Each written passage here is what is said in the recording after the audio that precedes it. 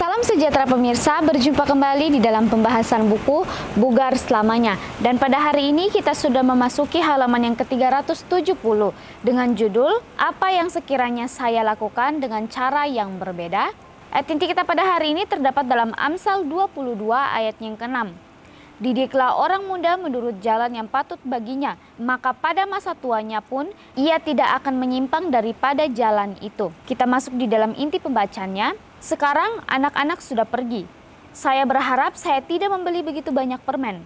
Ibu saya selalu punya permen yang tersimpan di dalam rumah. Jadi saya jatuh ke dalam pola keibuan yang sama. Godaan untuk menggigit akan berkurang jika permen itu tidak ada. Pepaya kering, nanas atau irisan apel bisa menjadi makanan penutup yang enak. Kacang-kacangan berisikan plum atau kurma dapat memuaskan gigitan manis. Kue hanyalah kalori kosong yang banyak, kecuali yang sehat adalah buatan sendiri. Sekiranya saya tidak membeli terlalu banyak dan memanggang yang sehat sebagai gantinya. Saya berharap saya tidak menyajikan begitu banyak keju.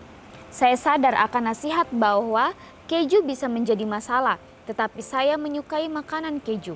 Jadi saya merasionalisasikan bahwa banyak hal telah berubah sejak abad ke-19 ketika Ellen G. White menulis, "Keju tidak boleh dimasukkan ke dalam perut." Testimony for the Church, jilid 2 halaman 69. Keju sekarang diproses di bawah kondisi yang lebih higienis. Namun, kandungan tinggi lemak, tinggi protein, dan tinggi natriumnya tidak berubah. Dan saya diberitahu bahwa prosesnya tidak membunuh virus dan agen bakteri, yang mana cukup menakutkan. Saya berharap saya tidak menyajikan soda. Saya tahu tidak ada yang bergizi dalam minuman ini, dan itu mengandung banyak gula. Tetapi saya tidak menyadari bahwa satu kaleng soda 12 ons bisa mengandung sebanyak 12 sendok gula. Dan minum soda dia tidak ada gunanya karena kebanyakan mengandung aspartam, yang mana mungkin lebih buruk dari gula. Namun masalah sebenarnya adalah bahan kimia tambahan. Beberapa di antaranya mengganggu metabolisme tulang dan menyebabkan osteoporosis di kemudian hari. Saya bisa dengan mudah menyajikan segelas air yang diberi sedikit lemon, jus buah murni atau minuman lezat yang dibuat dari pisang beku, stroberi, dan buah-buahan lainnya yang diberi perasan jeruk. Saya berharap saya bisa belajar memasak tanpa susu dan telur. Meskipun sebagian besar orang menganggap ini adalah makanan bergizi, ada beberapa dampak negatifnya, seperti kolesterol dan penyakit sapi gila. Saya sekarang tahu bahwa penggantinya bisa disiapkan dengan cukup mudah jika Anda tahu caranya, dan seringkali keluarga Anda bahkan tidak mengetahui perbedaannya. Saya seharusnya mengikuti sebuah kelas memasak vegan yang baik. Sudah terlambat bagi anak-anak saya untuk mendapatkan manfaatnya. Namun, saya dapat mendorong orang lain untuk tetap hidup sesuai dengan pengetahuan yang lengkap tentang ini, agar mereka tidak akan memiliki penyesalan. Apakah Anda menerapkan semua pengetahuan yang Anda miliki tentang kesehatan? Bagaimana dengan pengetahuan Alkitab? Bagaimana pelajaran yang sangat luar biasa mengingatkan kita bahwa apapun yang kita masukkan di dalam tubuh kita, cobalah kita pikir untuk kedua kalinya. Apakah makanan itu sehat untuk tubuh kita atau sehat untuk kita konsumsi, atau sebaliknya, makanan yang kita pikir itu sehat akan merusak akan tubuh kita. Dimana dikatakan bahwa cerita daripada Kay Kusma ini, pada saat Kay Kusma ini masih kanak-kanak, ibunya ini selalu memberikan makanan-makanan yang manis atau memberikan permen kepada Kay Kusma ini. Sehingga kebiasaannya dari dulu Kay Kusma dapatkan dari ibunya, ketika Kay Kusma sudah berumah tangga, itulah juga yang Kay Kusma terapkan di dalam rumah tangganya. Dimana dikatakan sekarang anak-anak sudah pergi. Saya berharap saya tidak membeli begitu banyak permen. Ketika Kay Kusma ini sudah berumah tangga, akhirnya pola hidup yang dulu diterapkan oleh ibu Kay Kusma kepada Kay Kusma, kini diterapkan juga oleh Kay Kusma pada saat Kay Kusma sudah berumah tangga. Dikatakan bahwa ketika anak-anaknya sudah pergi, dia berharap dia tidak membeli begitu banyak permen. Dia menerapkan pola hidup yang tidak sehat kepada anak-anaknya. Karena pada saat dia kecil juga, dia mendapatkan contoh tersebut dari orang tuanya. Sehingga pada saat dia berumah tangga, contoh itulah yang diberikan kepada anak-anaknya. Ya, bagaimana pelajaran ini mengingatkan kita, makanan apapun yang ingin kita masukkan ke dalam tubuh kita, biarlah kita mau meminta Tuhan memberikan hikmat kepada kita. Biarlah kita mau bertanya kepada Tuhan, Tuhan, apakah makanan yang saya akan masukkan ke dalam tubuh saya ini, apakah akan dapat merugikan diri saya sendiri, ataukah ini baik untuk tubuh saya? Yang dimana Tuhan memberikan kita semua kebebasan untuk memilih. Tetapi seringkali kita sebagai manusia menggunakan kebebasan itu dengan seenaknya. Seperti ketika kita melihat makanan manis, kita diberikan kebebasan untuk dapat memakan akan makanan manis atau seperti permen, coklat, dan lain-lainnya. Tetapi kita sebagai manusia seringkali menggunakan akan kebebasan itu dengan seenaknya. Kita makan dengan semau kita, sepuasnya, sehingga itulah yang dapat merusak akan kondisi tubuh kita, merusak akan gigi kita, merusak akan tubuh kita. Ya, ketika pelajaran ini disampaikan kepada kita masing-masing, biarlah kita coba berpikir lagi bahwa ketika kita diberikan kebebasan, biarlah kita menggunakan kebebasan itu untuk dapat memilih hal-hal yang baik.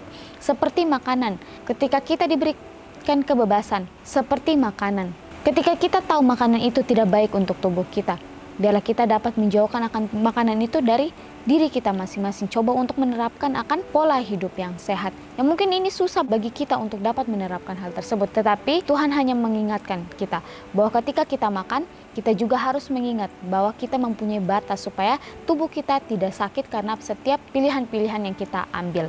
Bahkan dikatakan di sini bahwa, apakah Anda menerapkan semua pengetahuan yang Anda miliki tentang kesehatan? Bagaimana dengan pengetahuan Alkitab? Ya, pertanyaan pribadi lepas pribadi kepada kita masing-masing. Apakah kita sudah menerapkan pengetahuan tentang kesehatan di dalam diri kita? Dan apakah juga kita sudah menerapkan pengetahuan Alkitab yang sudah Tuhan berikan di dalam kehidupan kita masing-masing? Ya, pertanyaan pribadi lepas pribadi kepada kita masing-masing. Apa yang sudah Tuhan berikan dalam kehidupan kita? Contoh-contoh yang baik dan benar yang sudah Tuhan berikan kepada kita, atau yang sudah Tuhan perlihatkan kepada kita. Biarlah kita mau dapat mengikuti akan kebenaran-kebenaran yang sudah Tuhan berikan dalam kehidupan kita. Teladan-teladan yang Tuhan berikan kepada kita, biarlah kita mau mengikuti itu. Ya, pelajaran ini juga mengingatkan kita sebagai anak-anak dan juga orang tua. Ya, ketika kita sebagai anak-anak, ketika orang tua kita mengizinkan kita untuk dapat bisa mencoba makanan manis seperti permen atau coklat, biarlah kita dapat meminta hikmat dari Tuhan untuk dapat mengonsumsi itu dengan bijak, supaya tidak dapat merusak akan tubuh kita, bahkan juga gigi kita masing-masing. Ini pelajaran juga kepada orang tua di rumah untuk dapat meminta hikmat supaya juga dapat memberikan yang terbaik di dalam rumah. Karena dikatakan tubuh kita ini bukan untuk diri kita masing-masing, tetapi bagaimana Tuhan menciptakan kita dengan sesempurna mungkin, supaya kita dapat mempergunakan tubuh kita untuk memuji dan membesarkan nama Tuhan, untuk dapat melayani orang-orang di sekitar kita. Tetapi ketika kita salah mempergunakan berkat yang sudah Tuhan berikan dalam kehidupan kita, sehingga kita membuat tubuh kita menjadi sakit, kita tidak dapat menggunakan tubuh kita untuk melayani orang lain.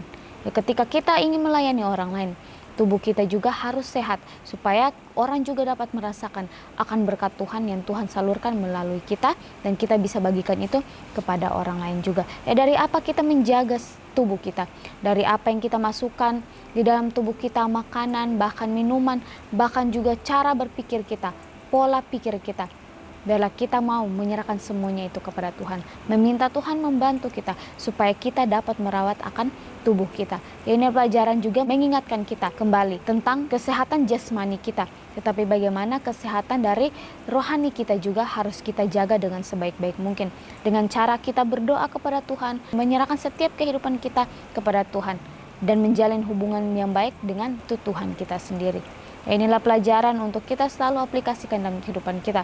Ketika kita mendengar ini, biarlah kita mau dapat menerapkan ini dalam kehidupan kita. Ya, walaupun ini mungkin sulit untuk kita terapkan, tetapi ketika kita mempunyai kemauan untuk dapat merubah, tetapi ketika kita mempunyai kemauan untuk dapat berubah, Tuhan akan membantu kita, asalkan dari diri kita masing-masing. Apakah kita mau untuk dirubah ataukah kita tidak mau untuk dirubah. Dan sangat jelas ayat intinya dikatakan bahwa didiklah orang muda menurut jalan yang patut baginya, maka pada masa tuanya ia pun tidak akan menyimpang daripada jalan ini. Ya, inilah teguran yang sangat luar biasa kepada kita masing-masing, terkhususnya kepada orang muda juga. Ketika kita diberikan didikan yang baik dan benar oleh orang tua kita, biarlah kita dapat mempraktekkan didikan-didikan yang baik dan benar itu di dalam kehidupan kita, supaya pada masa tua kita nanti kita tidak akan menyimpang daripada jalan-jalan yang sudah Tuhan berikan di dalam kehidupan kita. Ya baik pemirsa, mungkin ini saja pembahasan yang bisa saya bahas pada hari ini. Kita akan berjumpa kembali di dalam pembahasan yang berikutnya. Salam sejahtera dan Tuhan Yesus memberkati kita semua.